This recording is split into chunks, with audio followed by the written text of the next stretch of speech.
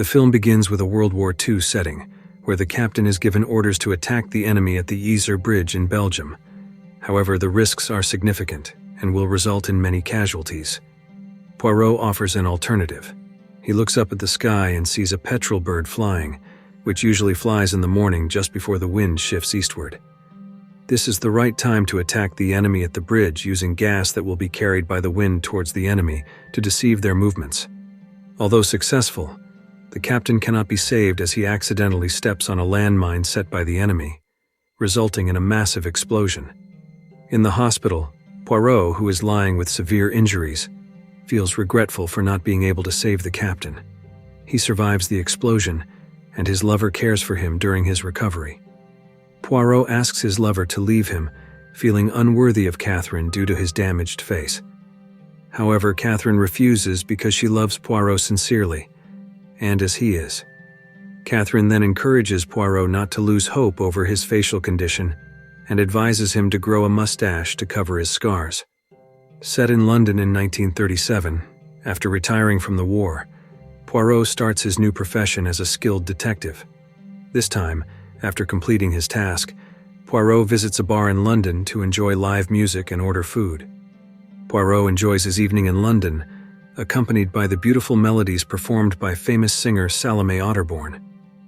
Amidst the lively dance scene, a beautiful and glamorous woman named Lynette Ridgway arrives and approaches her friend Jacqueline de Belfort, who is dancing with her fiancé Simon Doyle. Lynette and Jacqueline chat, and at the same time Jacqueline shows the ring on her finger and says that she and Simon are engaged and will marry soon. As a wedding gift, Lynette plans to give Jacqueline money, but Jacqueline refuses the gift. Jacqueline pleads with Lynette to replace the wedding gift with a job for her fiancé, Simon. Jacqueline is confident that Simon will succeed, and if not, Lynette can fire him. Then Simon comes over to Jacqueline and Lynette, carrying drinks. There, Jacqueline introduces Simon to Lynette. Lynette is captivated by Simon, who is handsome and charming. Without hesitation, Simon continues to dance with Lynette, accompanied by beautiful music. Lynette and Simon dance romantically, and the night seems to envelop them in mutual admiration. Simon appears unable to take his eyes off the beautiful and mesmerizing Lynette. 6 weeks later, set against the breathtaking backdrop of Egypt, Poirot is seen admiring the grandeur of the pyramids before him. However, his beautiful view is suddenly interrupted by someone. Poirot, annoyed, approaches the man to reprimand him. It turns out the man is Bouc, an old friend. Bouc is thrilled to see Poirot again and asks what Poirot is doing there, whether he's on vacation or solving a case. Bouc says that he is setting a world record as the first person to fly a kite over the pyramids. Shortly thereafter, Bouc invites Poirot to meet his mother, who is painting the beauty of the pyramids with Bouc flying a kite above them. At the First Cataract Hotel, Bouc invites Poirot to a friend's wedding. It turns out to be the wedding of Simon and Lynette, the wealthy woman Poirot had seen at the bar in London. To celebrate her wedding, Lynette has only invited a few close friends, such as Bouc, Bouc's mother, Andrew, her adopted mother, her personal doctor, childhood friend Rosalie, Lynette's ex Windlesham, and the famous singer Salome Otterborn. Poirot is also introduced to Lynette. Poirot is surprised to find out that Lynette, a beautiful and wealthy woman, is marrying an unemployed man who was previously engaged to her own friend.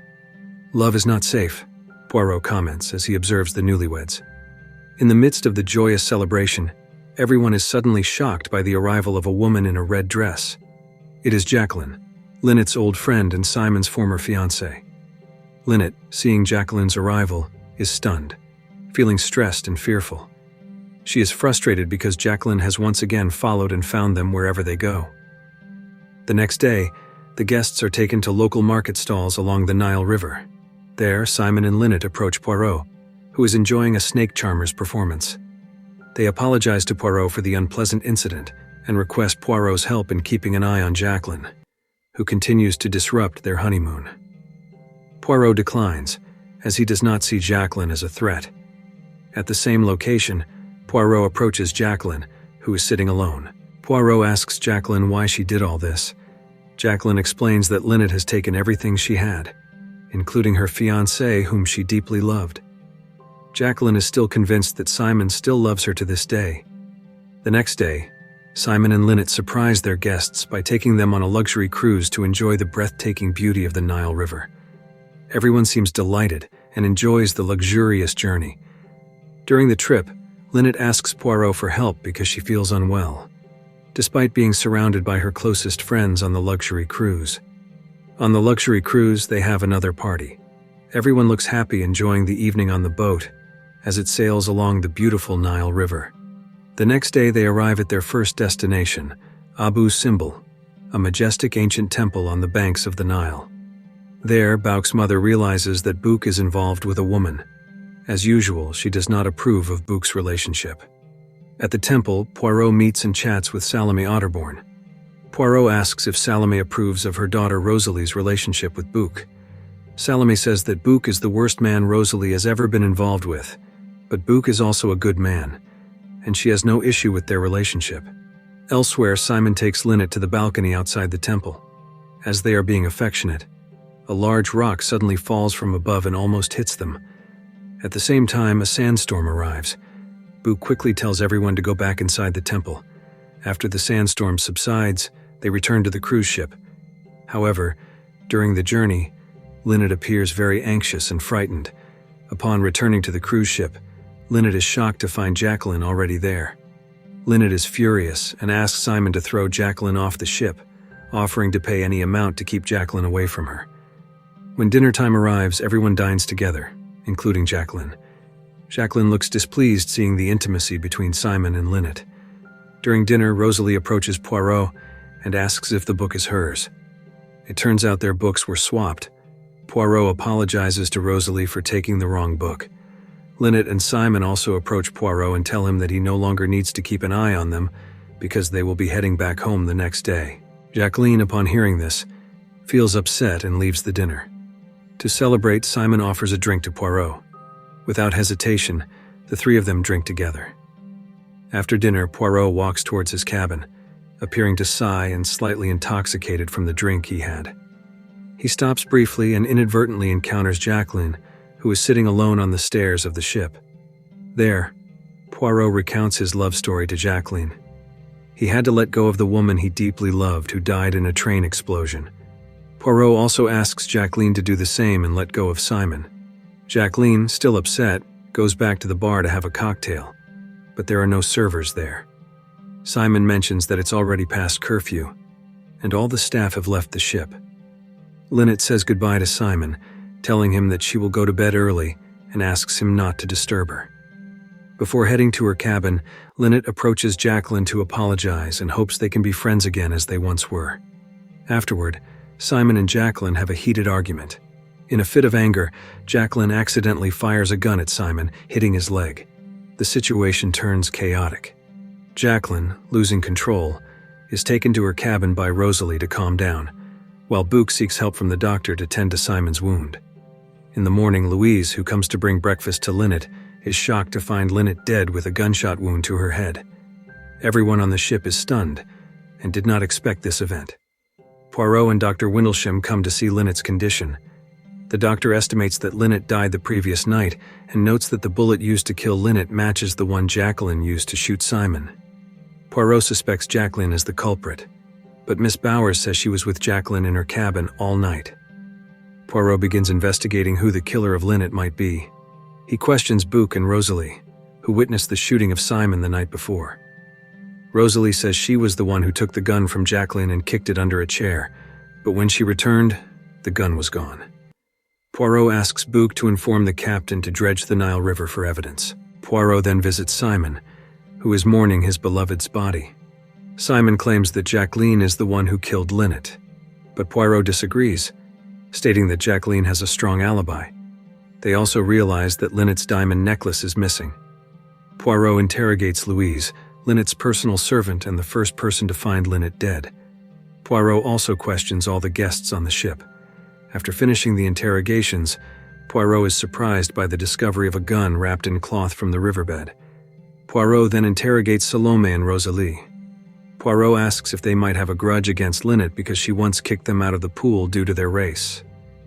During the interrogation, Poirot asks Salome to remove her hat, and it is found that there is a gun inside Salome's hat. Salome explains that she always carries the gun for self-defense. Later, Bouc's mother arrives with the missing necklace. It turns out that the necklace was found in her jewelry box. Poirot then gathered all the guests as well as the people suspected of having a motive to kill Lynette there. Poirot also confessed to everyone that his presence in Egypt was not by accident, but that he was on a mission, as he was asked by Bouc's mother to oversee Bouc's relationship with Rosalie. Hearing this, Rosalie was very angry at Poirot. Poirot, who was trying to apologize to Rosalie, was shocked by the presence of a corpse on the ship's propeller. It turned out to be Louise, Lynette's personal servant. Poirot asked Dr. Windlesham to identify Louise's body, and he said that Louise was killed on the ship, and her body was thrown into the river about an hour ago. After that, Poirot talked with Simon and Bouc, and from the conversation, it was revealed that Bouc entered Lynette's room on that fateful night and found Lynette dead.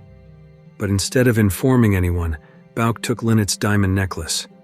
At that moment, he accidentally saw the person who killed Louise, and out of fear, Bouc hid the necklace in his mother's jewelry box and threw the blood-spattered jacket into the river. When he was about to reveal who he saw that night, Bouc was suddenly shot in the head from outside and died instantly.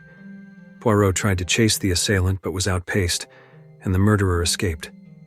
Feeling guilty over losing his friend, Poirot locked everyone in the cruise ship's room. Poirot revealed that Andrew intentionally dropped a rock onto the temple balcony during the visit to Abu Simbel, attempting to harm Lynette.